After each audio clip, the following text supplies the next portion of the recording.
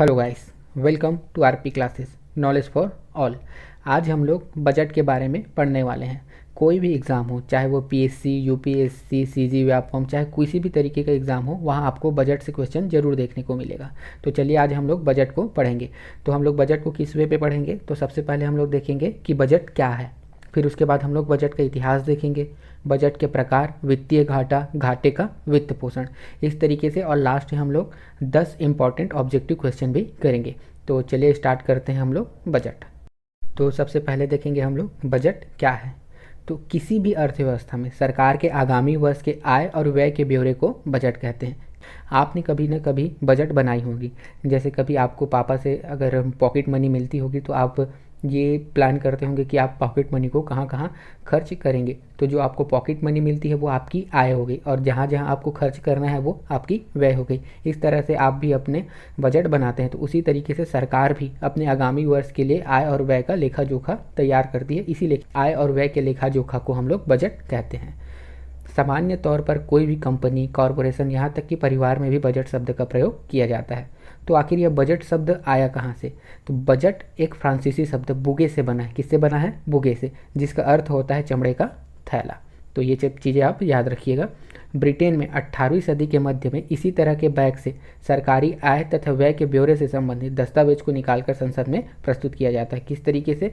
ये देखिए, ये जो बगेट दिख रही है, ये जो बैग दिख रहा है, ये चमड़े का बैग है। इसी में वार्षिक लेखा जोखा से संबंधित दस्तावेजों को निकालकर संसद में रखा जाता था। तो इसी से बना है आपका बजट। तो ये आप याद रखिएगा।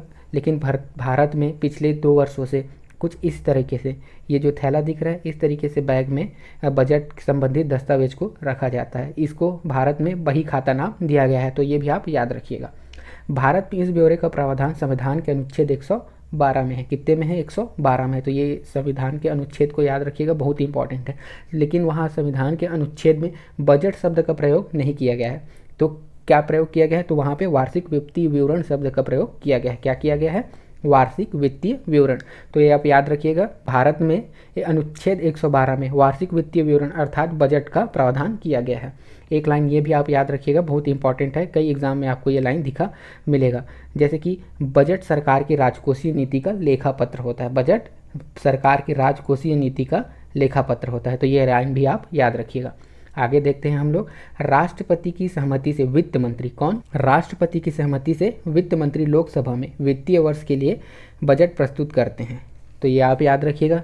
फिर एक लाइन आ जाता है कि वित्त वर्ष, फाइनेंशियल ईयर होता क्या है? तो इकोनॉमिक्स के लैंग्वेज में भारत में 1 अप्रैल से 31 मार्च का जो समय होता है उसको हम लोग वित्तीय वर्ष कहते हैं। कब से कब तक? 1 अप्रैल से 31 मार्च का समय क्या कहलाता है? आपका भारत में वित्तीय वर्ष कहलाता है। तो फिर एक सवाल उठता है कि यदि 1 अप्रैल से पहले सरकार बजट पेश नहीं करती है तो वो अपनी खर्च का वहन कहाँ से करती है? तो इसका भी उल्लेख संविधान में कर दिया गया है। इसका भी प्रावधान संविधान में किया गया है। संविधान के अनुच्छेद 116, कितने में? अनुच्छेद 116 में लेखानुदान का वर्णन किया गया है। तो जब सरकार 1 अप्रैल तक अपना बजट पेश नहीं कर पाती है तो इसी लेखानुदान से वह अपने, जब तक बजट नहीं पारित नहीं होता तब तक के खर्च का वहन इसी लेखानुदान संविधान के अनुच्छेद 116 से करती है। बजट एक धन विधेयक है। क्या है आपका? मनी बिल है। तो ये भी आप याद रखिएगा, बजट एक मनी बिल है, धन विधेयक है। तो आखिर ये धन विधेयक क्या होता है? तो देखिएगा, धन विधेयक क्या होता है? ऐसी विधेयक जो सरकार के संचित निधि या आकस्मिक निधि में धन डालने या निकालने से संबंधित हो। कर लगाना, कर कम करना, बढ़ाना, उसको नियमित करना या उसमें कोई परिवर्तन करने संबंधित, या भारत सरकार की ओर से ऋण लेना, नियमित करना या किसी आर्थिक भार में कोई परिवर्तन करने से संबंधित विधेयक धन विधेयक कहलाती है। इसका डेफिनेशन कहाँ दिया गया है? तो धन विधेयक की परिभाषा संविधान के अनुच्छेद 110 में दिया गया है। किस में दिया गया है? संविधान के अनुच्छेद 110 में दिया गया है। तो ये भी आप याद रखिएगा, बहुत इंपॉर्टेंट है। आगे देखते हैं हम लोग। यदि यह प्रश्न उठता है कि कोई विधेयक धन विधेयक है या नहीं, तो इसका निर्णय कौन लेता है?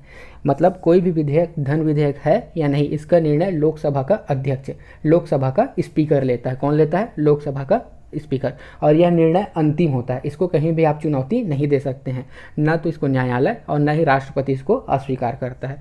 तो ये होता है आपका धन विधेयक। बजट एक प्रकार का धन विधेयक होता है। क्या होता है? बजट एक प्रकार का धन विधेयक होता है। आगे हम लोग देखते हैं कि धन विधेयक आखिर पारित कैसे होता है। एक लाइन बताता हूँ। तो सबसे पहले कोई विधेयक धन विधेयक है या नहीं, इसका निर्णय कौन लेता है? तो इसका निर्णय लेता है लोकसभा का अध्यक्ष। फिर इसे राष्ट्रपति की पूर्वानुमति से लोकसभा में प्रस्तुत किया जाता है। कहाँ प्रस्तुत किया जाता है? लोकसभा में प्रस्तुत किया जाता है। लोकसभा से धन विधेयक को राज्यसभा में भेजा जाता है। राज्यसभा का धन विधेयक पर सीमित अधिकार होता है। वह केवल 14 दिनों तक, कितने दिनों तक? 14 दिनों तक ही धन विधेयक को अपने पास रोक सकता है। इसी कारण राज्यसभा को आपका विलंबकारी सदन भी कहा जाता है। किसको विलंबकारी सदन कहा जाता है? तो राज्यसभा को, क्योंकि वह धन विधेयक को केवल 14 दिनों तक रोक सकता है। 14 दिनों तक इसको पारित कर लोकसभा के पास भेज सकता है, नहीं तो उसको वह 14 दिनों के बाद स्वतः पारित मान लिया जाता है। तो ये आप याद रखिएगा। तो 14 दिनों तक राज्यसभा में रोक सकते हैं, तत्पश्चात यह पुनः लोकसभा में आता है और लोकसभा से पारित होने के बाद राष्ट्रपति के पास हस्ताक्षर के लिए जाता है। तो आप ये याद रखिएगा धन विधेयक कैसे लोकसभा में या कैसे पारित होता है। तो ये चीज़ें आप याद रखिएगा। अगर हम लोगों ने धन विधेयक को पढ़ा है तो यहीं पे थोड़ा सा वित्त विधेयक को देख लेते हैं कि आखिर वित्त विधेयक क्या होता है। तो वित्त विधेयक होता है साधारणतः वित्त विधेयक ऐसे विधेयक को कहते हैं जो आय या व्यय से संबंधित है। वित्त विधेयक में आगामी वित्तीय वर्ष में किसी नए प्रकार के कर लगाने या कर में संशोधन आदि से संबंधित विषय शामिल होते हैं। और इसका उल्लेख कहाँ किया गया है? तो वित्त विधेयक का उल्लेख किया गया है संविधान के अनुच्छेद 117 में। तो हम लोगों ने यहाँ पे 3 अनुच्छेद पढ़े हैं, आप याद रखिएगा। सबसे पहले हम लोगों ने पढ़ा है अनुच्छेद 112, जिसमें वार्षिक वित्तीय विवरण अर्थात बजट का प्रावधान किया गया है। एक अनुच्छेद पढ़े हम लोगों ने 110, इसमें धन विधेयक का, 117 वित्त विधेयक से संबंधित है और 116 लेखानुदान से संबंधित है। तो ये चीज़ें आप याद रखिएगा। आगे देखते हैं हम लोग बजट का इतिहास। तो बजट का इतिहास सबसे पहले हम देखेंगे कि विश्व में बजट कैसे प्रस्तुत हुआ था, किसने किया था और कहाँ हुआ था। उसके बाद देखेंगे कि हम लोग भारत में बजट के इतिहास को देखेंगे। तो सर्वप्रथम बजट 1733 में ब्रिटेन में प्रोफेसर फिलिप ने प्रस्तुत किया था। किसने किया था? प्रोफेसर फिलिप ने। कब किया था? 1733 में। कहाँ किया था? तो ब्रिटेन में। ये चीज़ें आप याद रखिएगा, ये सीधे एग्जाम में पूछा जाता है। आगे देखते हैं हम लोग भारत में सर्वप्रथम बजट 1860 में जेम्स विल्सन ने प्रस्तुत किया था। कब किया था? 1860 में जेम्स विल्सन ने प्रस्तुत किया था। तो ये भी लाइन आप याद रखिएगा, ये भी कई एग्जामों में पूछा गया है कि भारत का प्रथम बजट कब और किसने प्रस्तुत किया था। तो भारत का प्रथम बजट 1860 में जेम्स विल्सन ने प्रस्तुत किया था। तो ये भी लाइन आप याद रखिएगा। फिर उसके बाद देखते हैं कि जब एक रेल का महत्व बढ़ता गया, 1854 में भारत में रेल का विकास प्रारंभ हुआ था, तब से रेल का महत्व बढ़ते जा रहा था। तो रेल के महत्व को देखते हुए 1924 में एक कमेटी बनी थी, एडवर्थ कमेटी। इसी की सिफारिश पर रेल बजट को आम बजट से अलग प्रस्तुत किया जाता था। क्या? इसी की सिफारिश पर रेल बजट को आम बजट से अलग से प्रस्तुत किया जाता था, लेकिन 2017 से रेल बजट को भी आम बजट के साथ प्रस्तुत किया जाता है। तो ये भी लाइन आप याद रखिएगा। स्वतंत्र भारत का पहला रेल बजट किसने प्रस्तुत किया था? यह क्वेश्चन कई एग्जामों में पूछा गया है, तो आप ये याद रखिएगा। स्वतंत्र भारत का पहला बजट 1947 में आर के षणमुखम सेट्ठी ने प्रस्तुत किया था। किसने किया था? तो आर के षणमुखम सेट्ठी ने। फिर एक कंफ्यूजिंग क्वेश्चन यहीं पे ये बन जाता है कि गणतंत्र भारत का पहला बजट किसने प्रस्तुत किया था। तो इसमें थोड़ा कंफ्यूजन होती है, लेकिन आप याद रखिएगा गणतंत्र भारत का पहला बजट 28 फरवरी 1950 को, कब? 28 फरवरी 1950 को जॉन मथाई ने प्रस्तुत किया था। तो आप ये चीज़ें एकदम क्लासीफाई करके याद रखिएगा। फिर बजट से संबंधित कुछ फैक्ट है जो एग्जाम में पूछे गए हैं, तो आप याद रखिएगा। एक क्वेश्चन यह पूछा गया है कि प्रधानमंत्री रहते हुए किन किन व्यक्तियों ने बजट प्रस्तुत किया था। तो देखिएगा, गांधी परिवार, जो भी गांधी परिवार थे उन्होंने प्रधानमंत्री रहते हुए बजट प्रस्तुत किया था। तो वो कौन कौन से थे? तो एक था आपका पंडित जवाहरलाल नेहरू, इंदिरा गांधी और राजीव गांधी। ये तीनों प्रधानमंत्री रहते हुए बजट प्रस्तुत करते थे। इनके पास वित्त मंत्रालय का अतिरिक्त प्रभार था, पंडित जवाहरलाल नेहरू, इंदिरा गांधी और राजीव गांधी। अगला क्वेश्चन देखते हैं हम लोग। बजट प्रस्तुत करने वाली पहली महिला, ध्यान से पढ़िएगा, बजट प्रस्तुत करने वाली पहली महिला कौन थी? तो हमने ऊपर ही बता दिया है कि बजट प्रस्तुत करने वाली पहली महिला थी इंदिरा गांधी। कौन थी? श्रीमती इंदिरा गांधी, याद रखिएगा। फिर एक क्वेश्चन इस तरीके से पूछा जाता है, एक लाइन है वो आप अच्छे से क्लासीफाई कर लीजिएगा। बजट प्रस्तुत करने वाली पहली पूर्णकालिक महिला वित्त मंत्री, कौन सा? पूर्णकालिक महिला वित्त मंत्री कौन थी? तो ये थी निर्मला सीतारमण। इंदिरा गांधी के पास क्या था? वित्त मंत्रालय का अतिरिक्त प्रभार था, तब उन्होंने बजट प्रस्तुत किया था, लेकिन पूर्णकालिक महिला वित्त मंत्री निर्मला सीतारमण थी और उन्होंने बजट प्रस्तुत किया था। फिर एक क्वेश्चन बनता है कि सर्वाधिक बार बजट प्रस्तुत करने वाले व्यक्ति कौन थे? क्या सर्वाधिक बार बजट प्रस्तुत करने वाले व्यक्ति? तो इसका आंसर है मोरारजी देसाई। मोरारजी देसाई ने 10 बार बजट प्रस्तुत किया है। इसमें 8 बार उन्होंने आम बजट तथा 2 बार उन्होंने अंतरिम बजट प्रस्तुत किया है। तो ये लाइन भी आप याद रखिएगा। सर्वाधिक बार बजट प्रस्तुत करने का रिकॉर्ड किसके पास है? तो मोरारजी देसाई के पास है। फिर एक क्वेश्चन बनता है कि पहली बार पेपरलेस बजट कब प्रस्तुत किया गया था? तो इस साल, इस वित्तीय वर्ष 2021-22 में कोरोना महामारी के चलते इस बार पेपरलेस बजट प्रस्तुत किया गया था। इसके लिए भारत सरकार ने एक ऐप बनाया था यूनियन बजट करके, इसी के माध्यम से इस बार बजट प्रस्तुत किया गया है। तो ये लाइन भी आप याद रखिएगा। आगे हम लोग देखेंगे बजट के प्रकार। तो बजट कितने प्रकार के होते हैं? तो कुछ इंपॉर्टेंट बजट हैं, उसके बारे में मैंने चर्चा की है, तो आप उसको याद रखिएगा। सबसे पहले आता है शून्य आधारित budget, zero based budgeting system. इस तरह के बजट में पुराने वर्षों के आय व्यय पर विचार नहीं किया जाता है, ना ही उनमें कुछ सुधार किया जाता है, बल्कि नए वित्त वर्ष के लिए बिल्कुल नए सिरे से बजट तैयार किया जाता है। जैसे पिछले वित्त वर्ष हैं, उसमें कुछ योजनाएं बनाई गई थी, उसमें उन्होंने कुछ खर्च किए होंगे, उसमें कितना विकास हुआ, इन सब चीज़ों को नज़रअंदाज करते हुए एक नए सिरे से जब बजट प्रस्तुत किया जाता है तो उसको शून्य आधारित बजट कहते हैं। फिर एक क्वेश्चन बनता है कि आखिर शून्य आधारित बजट के जनक कौन है? तो इसका आंसर है पीटर ए पेयर। ये भी क्वेश्चन आपका पूछा गया है, तो आप याद रखिएगा। शून्य आधारित बजट के जनक है पीटर ए पेयर। पहली बार अमेरिका में 1973 में जीरो आधारित बजट प्रस्तुत किया गया था। भारत में इसकी शुरुआत कब हुई थी? तो भारत में इसकी शुरुआत वित्तीय वर्ष 1987-88 में पहली बार शून्य आधारित बजट प्रस्तुत की थी, और शून्य आधारित बजट प्रस्तुत करने वाला पहला राज्य आंध्र प्रदेश था। तो ये भी आप याद रखिएगा। और अब तो सामान्यतः सारे लगभग सारे राज्यों में जीरो बेस्ड बजटिंग सिस्टम ही अपनाई गई है। तो अब आगे देखते हैं हम लोग निष्पादन बजट, परफॉर्मेंस बजट। तो चालू वित्तीय वर्ष के परिणामों को आधार मानकर अगले वर्ष का बजट तैयार करना ही निष्पादन बजट कहलाता है, परफॉर्मेंस बजट कहलाता है। तो ये लाइन भी आप याद रखिएगा। ये सीधा सीधा अगर पूछेगा कि निष्पादन बजट से आशय क्या है, तो आप ये लाइन याद रखिएगा। चालू वित्तीय वर्ष के परिणामों को आधार मानकर अगले वर्ष का बजट प्रस्तुत करना ही निष्पादन बजट कहलाता है। आगे देखते हैं हम लोग परिणाम बजट, आउटकम बजटिंग सिस्टम। यह एक प्रगति कार्ड है। क्या है? यह एक प्रगति कार्ड है कि पिछले वार्षिक बजट में विभिन्न मंत्रालयों और विभागों ने क्या किया है। यह सभी सरकारी कार्यक्रमों के विकास के परिणामों को मापता है और क्या वह धन उस प्रयोजन के लिए खर्च किया गया है जिस निधि से उपयोग के लिए परिणाम सहमत मंजूरी दी गई थी।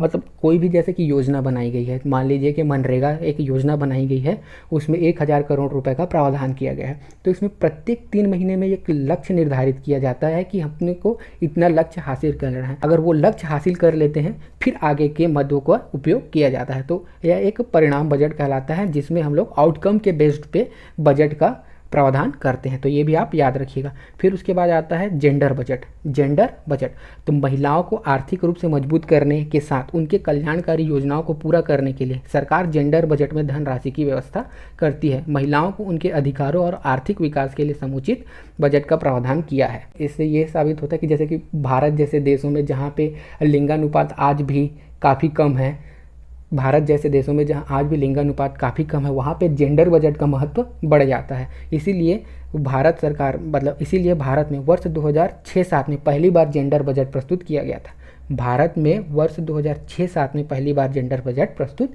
किया गया था। तो आप ये याद रखिएगा। इसमें क्या होता है, महिलाओं के लिए अलग से योजना बनाई जाती है, उसमें विशेष मद का प्रावधान किया जाता है। तो आप ये याद रखिएगा। अगला देखते हैं हम लोग चाइल्ड बजट। तो चाइल्ड बजट क्या होता है? बच्चों के विकास के लिए अलग से बजट का प्रावधान किया जाता है। किसके लिए? बच्चों के विकास के लिए अलग से बजट का प्रावधान किया जाता है। चाइल्ड बजट प्रस्तुत करने वाला पहला राज्य कौन था? तो चाइल्ड बजट प्रस्तुत करने वाला पहला राज्य था आपका केरल। तो ये भी आप याद रखिएगा। फिर आपने सुना होगा अंतरिम बजट। तो अंतरिम बजट क्या होता है? अंतरिम बजट को वोट ऑन अकाउंट भी कहते हैं। क्या कहा जाता है? अंतरिम बजट को वोट ऑन अकाउंट भी कहा जाता है। इसे लेखानुदान मांग और मिनी बजट भी कहा जाता है। तो आप ये भी याद रखिए। वोट ऑन अकाउंट के जरिए सीमित अवधि के लिए सरकार के जरूरी खर्च को मंजूरी मिलती है। आमतौर पर जिस साल लोकसभा चुनाव होता है उस साल सरकार अंतरिम बजट पेश करती है। चुनाव के बाद नई सरकार पूर्ण बजट पेश करती है। तो ये भी आप याद रखिएगा। जैसे कि अब चुनाव होना है तो उस वर्ष पे पूर्ण बजट नया प्रस्तुत करके जब तक चुनाव या नई सरकार नहीं आ जाती है, जैसे लोकसभा में अगर चुनाव होना है तो जब तक नई सरकार नहीं आ जाती है तब तक एक अंतरिम बजट सरकार प्रस्तुत करती है। तो ये लाइन आप याद रखिएगा। फिर जब नई सरकार आ जाती है तो वो एक नए सिरे से पूर्ण बजट तैयार करती है, आम बजट प्रस्तुत करती है। तो अंतरिम बजट शब्द का प्रयोग सर्वप्रथम 1947-48 में षणमुखम सेट्ठी ने किया था। जिन्होंने 1947 में स्वतंत्र भारत का पहला बजट किसने पेश किया था? तो आर के षणमुखम सेट्ठी ने। उन्हीं ने अंतरिम बजट शब्द का प्रयोग किया था। तो ये भी आप याद रखिएगा। बजट क्या होता है? किसी भी अर्थव्यवस्था में सरकार के आगामी वर्ष के आय और व्यय के लेखा जोखा को बजट कहते हैं। तो अब ये आय और व्यय क्या होता है तो इसके बारे में हम देखते हैं। आय मतलब इनकम से हो गया, सरकार की कहाँ से कितना इनकम करेगी, कितना आय करेगी, और व्यय मतलब सरकार कहाँ कहाँ खर्च करेगी। तो ये आय और व्यय कितने प्रकार के होते हैं? सबसे पहले हम लोग देखते हैं राजस्व आय, रेवेन्यू रिसिप्ट। तो सरकार की ऐसी आय जिसमें सरकार पर किसी भी प्रकार की देयताएं नहीं होती है तो वो आपका क्या कहलाता है? वो सरकार का राजस्व आय कहलाता है। एग्जाम्पल के लिए देखें तो हम लोग टैक्स और अनुदान, मतलब जैसे कि टैक्स से, कर से जो सरकार को आय होती है, सरकार पर यह देयता नहीं होती है कि वह उसको रिटर्न करे। अनुदान से अगर सरकार को कोई राशि प्राप्त होती है तो यहाँ पे भी सरकार को रिटर्न करने की आवश्यकता नहीं होती। तो इस प्रकार की आय क्या कहलाती है? तो इस प्रकार की आय आपकी राजस्व आय कहलाती है। फिर आता है उसके बाद पूंजीगत आय। तो सरकार की ऐसी आय जिस पर सरकार पर देयता, लायबिलिटी होती है, वो आपकी पूंजीगत आय, कैपिटल रिसिप्ट्स कहलाता है। जैसे कि अब ऋण से प्राप्त राशि, अगर सरकार कहीं से ऋण लेती है तो तो सरकार को ऋण को रिटर्न करना पड़ेगा, ब्याज उसके बदले देना पड़ेगा। तो इस प्रकार का जो आय होती है सरकार की, ऋण से जो प्राप्त आय होती है वो सरकार की कैसी आय होती है? तो वह पूंजीगत आय होती है, कैपिटल रिसिप्ट्स होती है। तो ये आप याद रखिएगा। आगे हम लोग देखते हैं राजस्व व्यय, रेवेन्यू एक्सपेंडिचर। तो रेवेन्यू एक्सपेंडिचर क्या होता है? ऐसी सरकारी व्यय जिसमें सरकार की न तो उत्पादन क्षमता, प्रोडक्शन कैपेसिटी का विस्तार होता है और न ही भविष्य के लिए इनकम जनरेट होता है। तो इस प्रकार का व्यय क्या कहलाता है? इस प्रकार का व्यय कहलाता है आपका राजस्व व्यय। एग्जाम्पल के लिए देखें तो हम लोग सरकारी खर्च या सब्सिडी, जैसे कि अगर सरकार जो वेतन देती है, जो सब्सिडी देती है, जैसे गैस की सब्सिडी देती है सरकार, तो इस तरीके से ये सरकार का एक तरीके से व्यय है। तो सरकार को इससे इनकम का तो जनरेट नहीं हो रहा है, ना ही किसी प्रकार की उत्पादन क्षमता में वृद्धि हो रही है। तो इस प्रकार का व्यय क्या कहलाता है? आपका राजस्व व्यय कहलाता है। फिर हम लोग देखते हैं पूंजीगत व्यय। ऐसे सरकारी व्यय जिसमें सरकार की उत्पादन क्षमता का विस्तार होता है और भविष्य के लिए इनकम जनरेट होता है, तो इस प्रकार का व्यय पूंजीगत व्यय कहलाता है। एग्जाम्पल के लिए देखें तो जैसे रेलवेज में अगर सरकार कुछ भी इन्वेस्टमेंट करती है, सड़क आदि में जो भी इन्वेस्टमेंट है वो सरकार की पूंजीगत व्यय कहलाती है। जैसे सरकार बड़ी बड़ी कंपनी लगाती है, मान लीजिए कि एक उन्होंने पावर प्लांट लगा दिया है, तो वहाँ पे सरकार को एक्सपेंडिचर, उसको खर्च करना पड़ा है, वहाँ पे सरकार को व्यय करना पड़ा है। तो लेकिन ये है कि उससे सरकार को इनकम भी जनरेट होगी, उसमें क्या बोलते हैं, प्रोडक्शन कैपेसिटी में विस्तार हुई है। तो इस तरीके का जो व्यय होता है वो आपका क्या कहलाता है? पूंजीगत व्यय कहलाता है। व्यय को और कई प्रकारों में विभक्त किया गया है, जैसे कि योजनागत व्यय, गैर योजनागत व्यय, विकासात्मक व्यय, गैर विकासात्मक व्यय, इस तरीके से व्यय में भी और डिस्ट्रीब्यूट किया गया है। लेकिन आप ये जो मैंने 4 चीज़ बताई है, राजस्व आय, पूंजीगत आय, राजस्व व्यय और पूंजीगत व्यय, ये आप याद रखिएगा। यहाँ से एग्जाम्पल, यहाँ से क्वेश्चन बन सकती है, जैसे पूछ देंगे कि सरकारी खर्च या सब्सिडी किस प्रकार का व्यय है, तो वो आपका राजस्व व्यय है, आप ये याद रखिएगा। तो सबसे पहले हम लोग देखेंगे बजटीय घाटा। बजटीय घाटा इक्वल्स टू क्या होता है? कुल बजट व्यय माइनस कुल बजट आय। बजटिंग डेफिसिट इक्वल टू होता है total expenditure minus total receipts. मतलब जैसे कि सरकार ने अगर बजट बनाई है तो अगर सरकार को 100 रुपये की आय हो रही है और अगर सरकार 110 रुपये खर्च करती है तो जो 10 रुपये है वो सरकार का क्या होगा? वो सरकार का बजटीय घाटा होगा। तो ये आप याद रखिएगा। तो बजटीय घाटा क्या होता है? कुल बजट व्यय माइनस कुल बजट आय। फिर उसके बाद एक बहुत ही ज़्यादा इंपॉर्टेंट टर्म यूज होती है, राजकोषीय घाटा। तो राजकोषीय घाटा क्या होती है? कुल व्यय माइनस कुल आय। यहाँ पे व्यय लिखा गया है, उसको आप सुधार लीजिएगा। कुल व्यय माइनस कुल आय। उस कुल आय में जो ऋण प्राप्ति होती है उसको भी हम लोग सब्ट्रैक्ट करते हैं। जैसे कि मान लीजिए सरकार को 100 रुपये का आय होना है, उस 100 रुपये की आय में मान लीजिए सरकार को 10 रुपये ऋण से प्राप्त हो रही है। कितनी? 10 रुपये सरकार को ऋण से प्राप्त हो रही है, तो उसको भी हम लोग सब्ट्रैक्ट कर देंगे। तो इस प्रकार सरकार की कुल आय कितनी हो गई? सरकार की कुल आय हो गई 90 रुपये और सरकार की कुल व्यय मान लीजिए 110 रुपये। तो राजकोषीय घाटा कितना हो जाएगा? 10 माइनस 90 मतलब टोटल सरकार को 20 रुपये का घाटा होगा। तो ये क्या हो जाएगा आपका राजकोषीय घाटा। राजकोषीय घाटा को जनरली जीडीपी के टर्म में लिखा जाता है। किसके टर्म में लिखा जाता है? जीडीपी के प्रतिशत के रूप में लिखा जाता है राजकोषीय घाटा को। तो ये आप याद रखिएगा, राजकोषीय घाटा इक्वल टू होता है टोटल व्यय, कुल व्यय माइनस कुल आय, उसमें भी हम लोग ऋण से जो प्राप्त राशि होती है उसको सब्ट्रैक्ट कर देते हैं, उसको घटा देते हैं। तो फिर एक क्वेश्चन बनता है कि बजटीय घाटा और राजकोषीय घाटा दोनों में ज़्यादा कौन होता है? तो ज़्यादा होता है आपका राजकोषीय घाटा, क्योंकि इसको हम लोग अतिरिक्त सब्ट्रैक्ट कर देते हैं, अतिरिक्त इसको घटा देते हैं, इसलिए हम लोग का राजकोषीय घाटा ज़्यादा होता है। तो फिजिकल डिफिसिट इक्वल टू होता है total expenditure minus total receipt except borrowing. तो ये आप याद रखिएगा वित्तीय घाटा में। आगे हम लोग देखते हैं प्राथमिक घाटा। तो प्राथमिक घाटा क्या होता है? राजकोषीय घाटा में हम लोग ब्याज अदायगी को अगर घटा देते हैं तो हम लोग को मिलता है प्राथमिक घाटा। प्राइमरी डेफिसिट इक्वल्स टू क्या होता है? Physical deficit minus interest payment. जैसे कि अब हम लोगों ने कोई ऋण लिया है, अगर राजकोषीय घाटा में हम लोगों ने ऋण से प्राप्त राशि को हम लोगों ने क्या किया था? सब्ट्रैक्ट कर दिया था। तो उस ऋण में प्राप्त आय को सब्ट्रैक्ट किया, तो उसमें जो हम लोग ब्याज अदायगी करते हैं उसको अगर हम लोग सब्ट्रैक्ट कर देते हैं राजकोषीय घाटा में, अगर हम लोग ब्याज अदायगी को सब्ट्रैक्ट कर देते हैं, घटा देते हैं, तो हम लोग को क्या मिलता है? प्राथमिक घाटा, प्राइमरी डेफिसिट। तो ये भी आप याद रखिएगा। आगे हम लोग देखते हैं राजस्व घाटा। तो राजस्व घाटा क्या होता है? राजस्व घाटा क्या होता है? कुल राजस्व व्यय माइनस कुल राजस्व आय। रेवेन्यू डेफिसिट इक्वल टू होता है total revenue expenditure minus total revenue receipts. तो ये भी आप याद रखिएगा, ये भी आपसे सीधा एग्जाम में पूछा जा सकता है। आगे अब हम लोग देखते हैं प्रभावी राजस्व घाटा क्या होता है। तो प्रभावी राजस्व घाटा आजकल नए टर्म यूज होते हैं, जैसे कि जब सरकार घाटे में, जब राजस्व घाटा में सरकार को प्राप्त अनुदान जिसका उपयोग विकासशील परिसंपत्तियों के सृजन में हुआ है को घटा दिया जाता है, तो प्रभावी राजस्व घाटा प्राप्त होता है। मान लीजिए कि केंद्र सरकार है, उन्होंने राज्यों को अनुदान दिया है, तो अगर उस अनुदान का कुछ हिस्सा, अगर अनुदान का कुछ हिस्सा राज्य सरकार ने परिसंपत्ति की सृजन में किया है, तो उस राशि को हम लोग जब राजस्व घाटा में घटा देते हैं तो हम लोग को मिलता है प्रभावी राजस्व घाटा। तो ये भी आप याद रखिएगा, प्रभावी राजस्व घाटा। फिर उसके बाद एक टर्म आता है राजस्व अधिशेष। राजस्व अधिशेष तो सरकारी बजट के राजस्व खाते की कुल आय कुल व्यय से अधिक होने पर, क्या?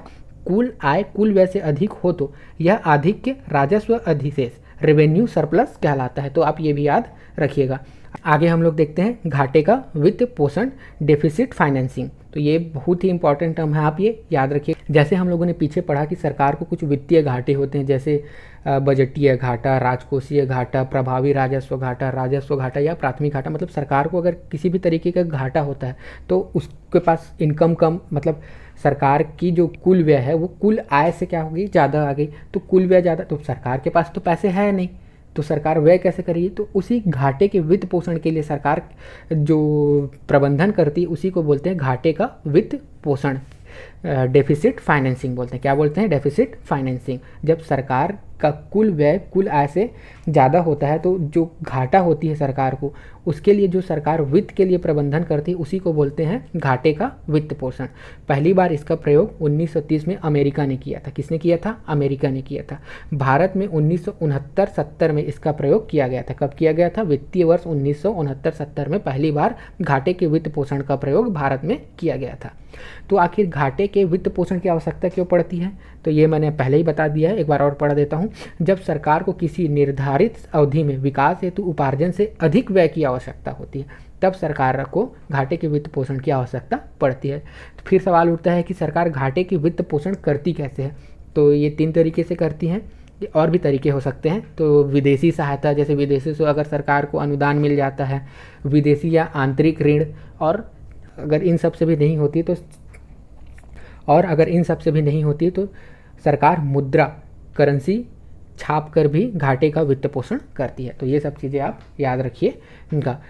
तो हम लोगों ने बजट से संबंधित जितने भी इंपॉर्टेंट फैक्ट्स बन सकते हैं उन सारे फैक्ट्स के बारे में डिस्कशन कर लिया है। तो चलिए हम लोग आगे क्वेश्चन आंसर टेस्ट की ओर बढ़ते हैं। ये हम लोगों ने 10 मोस्ट इंपॉर्टेंट क्वेश्चन का टेस्ट रखा है, जिसका आंसर आपको नीचे कमेंट बॉक्स में देना है। तो सबसे पहला पे क्वेश्चन है, भारत का वित्तीय वर्ष कब से कब तक होता है? ऑप्शन है 1 जनवरी से 31 दिसंबर, 1 अप्रैल से 31 मार्च, 1 जून से 31 जुलाई या 1 नवंबर से 31 अक्टूबर। इसका आंसर आप नीचे कमेंट्स बॉक्स में कीजिएगा। अगला क्वेश्चन हम लोग देखते हैं, संविधान के किस अनुच्छेद में बजट का प्रावधान किया गया है? तीसरा क्वेश्चन है, यदि 1 अप्रैल तक बजट पारित नहीं होता है तो सरकार अपने खर्च का वहन कहाँ से करती है? ऑप्शन ए अंतरिम बजट से, ऑप्शन बी लेखानुदान से, ऑप्शन सी उधार से, या डी 1 अप्रैल तक बजट पारित करना अनिवार्य है। चौथा क्वेश्चन है, स्वतंत्र भारत का पहला बजट किसने प्रस्तुत किया था? ऑप्शन है professor Philip, option B James Wilson, option C आर.के. षणमुखम सेट्टी, या ऑप्शन डी जॉन मथाई। पांचवा क्वेश्चन है, बजट प्रस्तुत करने वाली पहली पूर्णकालिक महिला वित्त मंत्री कौन है?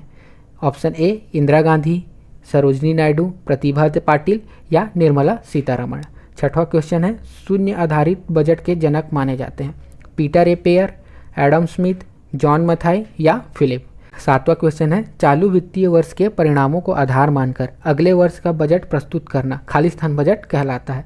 ऑप्शन है zero based budget, performance budget, outcome budget, या चाइल्ड बजट। आठवां क्वेश्चन है, राजकोषीय घाटा बजट घाटे से कम होता है, ज़्यादा होता है, के बराबर होता है, या इनमें से कोई नहीं।